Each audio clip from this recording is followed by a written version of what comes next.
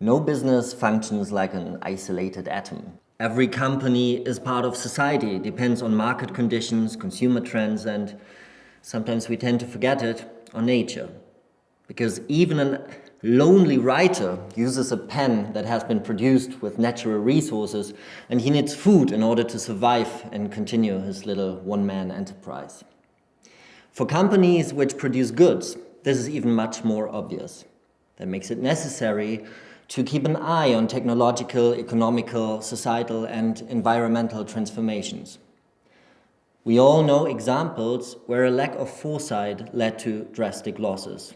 You may think of Kodak, who underestimated digital photography, or of Nokia, who was leading in the phone market, felt too safe and underestimated the shift to smartphones. Being aware of the frame conditions, it's necessary not only to stay ahead in competition, but also because every company is part of a larger puzzle and co-creates the world we are living in. It's not only a matter of responsibility, it can also be exciting to be a shaper, to be proactive, and not to merely react to what is going on out there. Right now, we live in an era of transformations. And there's not only one, there's a bunch of very big trends that shape the way our society works and that change the environment in which companies have to develop their strategies. It's digitalisation, demographic change, shifts in geopolitical power, shifts in gender roles, biotechnology. To me, it's breathtaking how many trends they are, how complex they are, how deep they go, and how much impact they have already now, but also in the near and far future. Maybe among the most fundamental trends are the ecological ones. COVID now showed us that we deeply depend on biology and physical conditions. But we experienced not only helplessness, we also saw that things suddenly were possible that we thought were impossible before. Vaccinations have been developed in a speed hitherto unknown. And even in a bureaucratic country like Germany, financial support for smaller companies has been granted within days. Maybe we can learn from these experiences. And I believe it can teach us two things: humility and courage. Humility, because we are not masters of the world. We depend on biological and physical conditions.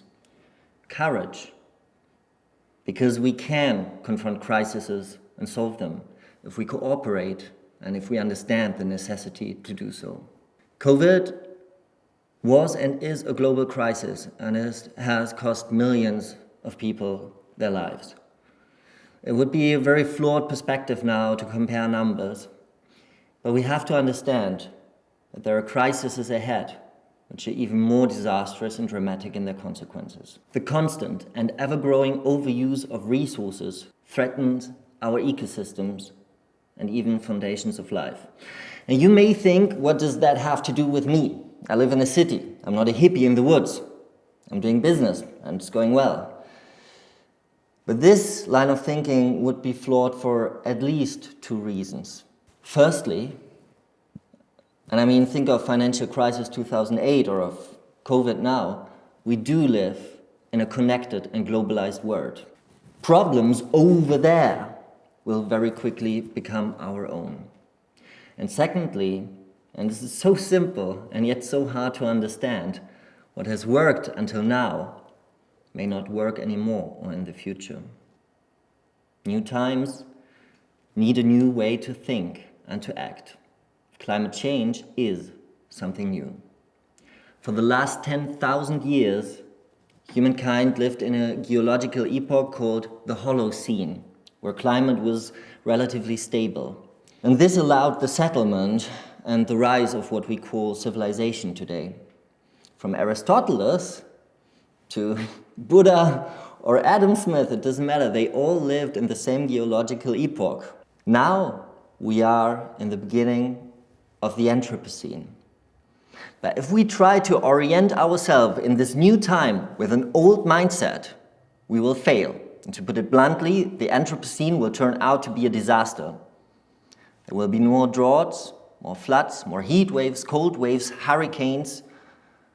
There There will be areas where there is not enough food for people to live on, more migration, and will cost many people's lives and undermine the foundations of every economy in this world. Because we live in a connected and globalized world. And if it's a disaster, then it's a disaster for all of us.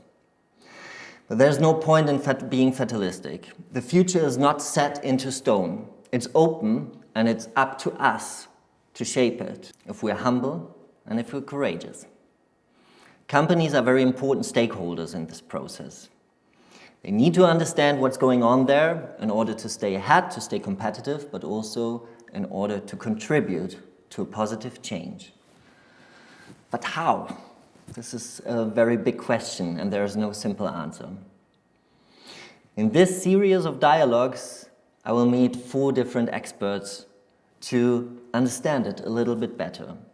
We're going to talk about climate change, about circular economy, about water supply and water treatment, and about hydrogen as a means to store and to transport green energy. Because new times may go along with new threats, but they also hold new opportunities for those who are capable and willing to see them and to make use of them.